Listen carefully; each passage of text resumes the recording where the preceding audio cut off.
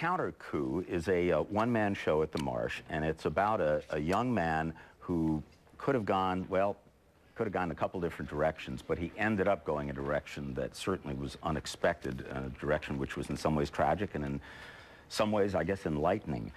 Mark Goldrick is the person who's putting on the one-man show Countercoup, and it's a story about a guy who basically ends up in a wheelchair after being in big trouble as a kid. So why don't you tell us, what kind of trouble were you when you were young? It was typical teenage stuff, but went a little bit beyond what most people do.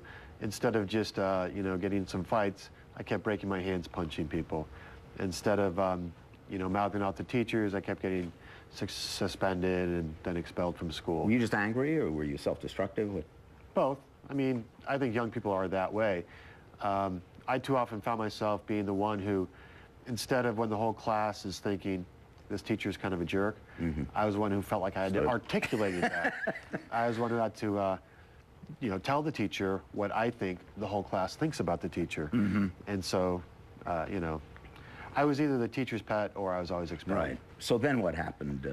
How did the tragedy occur? And is it a tragedy, by the way? Oh, I mean, I think it is a tragedy when somebody gets really hurt and all the, you know, people around them, family and friends, are, you know, traumatized by it. But because it happened to me, it's on me. It's all life. It's not tragedy. I broke my neck in a car accident when in the senior year in high school. So then I spent the remainder of my school year in different hospitals. One is the initial hospital, and then when I got healthy enough, transferred to a rehabilitation hospital. Now, this is a big factor in a play where you're sitting there talking to an audience about this. Is it painful? Is it to talk about? Is it painful for the audience? How do people react to it? Well, it's not really painful for me because you know, I've been dealing with these issues for 25 years, and I have thought about disability and disability rights and hurting other people from all of these different angles for years, you know, because this is the stuff of some of my own life story. For the audience, I get very different crowds each night. Friday night, the place was full of people who were with me on every line and laughing, and it was alternating between big belly laughs and people, you know, maybe jerking back a tear. And that was a really fun, emotional ride. The show has the potential to go that way.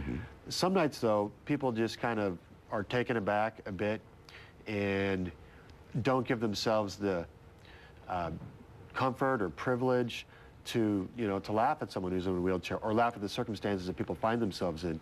And I'm gonna have to try to figure out how to reach that audience when I sense that their comfort levels and as high as it should be, so they can enjoy the emotional ride more. Let me come back to that in a minute. I want to talk a little more about the story. You go through rehab, and rehab means that you're well enough to basically be in a wheelchair.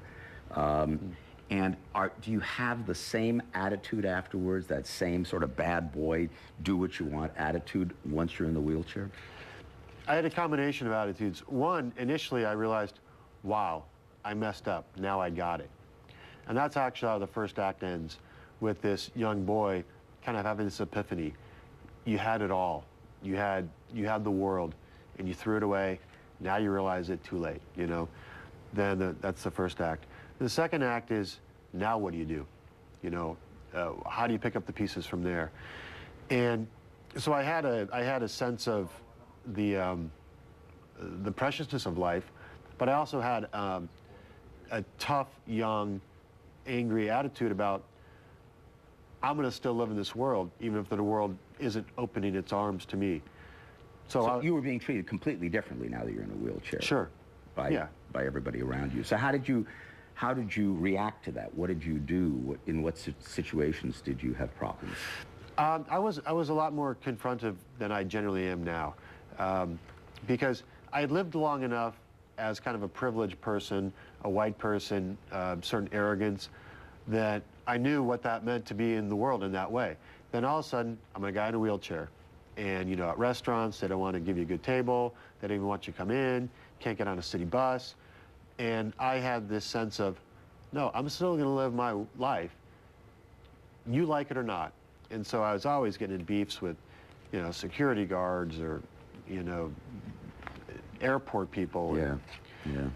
And have you mellowed on that, or do you still get angry? Yeah, because like right now, for instance, if I'm going to go to a Warriors game, if I have wheelchair seating tickets, great, I'll go, you know, with a friend or a girlfriend or whatever. Back then, I'd just show up and find a place for me. Yeah. And now it's not really very fun for me to show up now, and I'm going to have to like get in some big in-your-face thing with the security guards. Yeah. I don't enjoy it as much. So let me tell people that that Mark is now a deputy public defender in Oakland. He's an attorney, and he's working on behalf of indigent people who can't afford a lawyer in terms of defense. What would you say to, you know, those folks that you were talking about that occasionally don't know how to laugh? Yeah. What would you say to them right now to help them get over that inability to laugh at, you know, what really is to many people a very uncomfortable tragedy? I wouldn't focus on the tragedy. I'd focus on the characters within it, the people. You can relate to the people in any different kind of scenario, even if, you know, I don't know, refugees fleeing Vietnam or something. That's a very stark, you know, scenario, but they're cracking jokes on the deck of a boat maybe, you know, so allow yourself to go into where there's humor and where there is pain, and silly, absurdist things happen. I mean, you know, in these hospitals, the most absurd things are always occurring. Yes, dark humor. Yeah. That's sort of part of the game. Right. Countercoup is the name of the show. It's at the Marsh through October 20th. The Marsh is on Valencia 22nd. For information, you can go to 415-826-5750 or themarsh.org. Thanks very much for joining us, and I assume this is always a work in progress. Whenever you're up there, it's probably a little different. So it's live theater. It's great. Sort of like live television. Like live television. It's great. Marty, Isabel? All right, thank you. Ray.